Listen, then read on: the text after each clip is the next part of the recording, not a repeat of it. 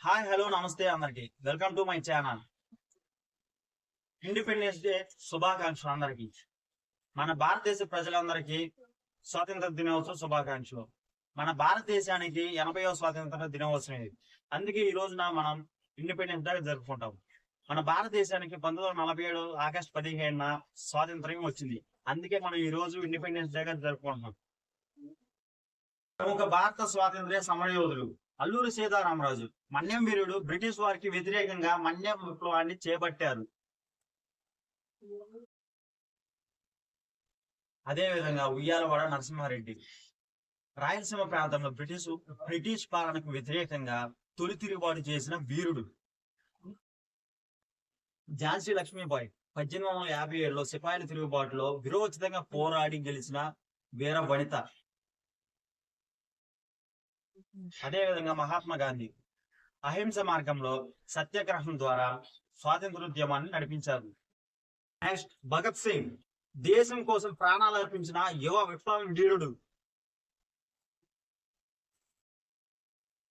సర్వేపల్లి రాధాకృష్ణ గారు అదే విధంగా సర్వేపల్లి రాధాకృష్ణ గారు అనేక ఉద్యమాల్లో మన భారతదేశంలో పాల్గొన్నారు. మరియు జవహర్ లాల్ నెహ్రూ గారు భారతదేశానికి స్వతంత్రం తెచ్చేందుకు మహాత్మా గాంధీ గారితో కలిసి ఉద్యమాలలో పాల్గొన్నారు. దేశం కోసం తన సుఖభోగాలను త్యాగం చేసి సుదీర్ఘ జైలు జీవితం గడిపారు. అదేవిధంగా సుభాష్ చంద్రబోస్ నేతాజీగా ప్రసిద్ధులు. ఆజాద్ హింద్ ఫౌజ్ను ఏర్పాటు చేసి దేశం కోసం పోరాడారు.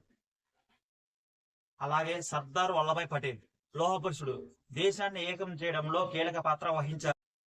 అదే విధంగా డాక్టర్ బిఆర్ అంబేద్కర్ భారతదేశ రాజ్యాంగాన్ని రచించిన గొప్ప మహనీయులు. అదే విధంగా భారతదేశ ఉద్యమాల్లో చాలా గొప్పగా పాల్గొన్నారు. వీరితో పాటు చాలా మంది మహనీయులు బ్రిటిష్ వారితో పోరాడి మన భారతదేశానికి స్వతంత్రం తెచ్చారు. సో నెక్స్ట్ వీడియోలో కలుద్దాం. మీకు ఈ వీడియో నచ్చినట్టయితే కామెంట్ బాక్స్లో కామెంట్ పెట్టండి అండ్ లైక్ చేయండి అండ్ షేర్ చేయండి, సబ్స్క్రైబ్ చేయండి.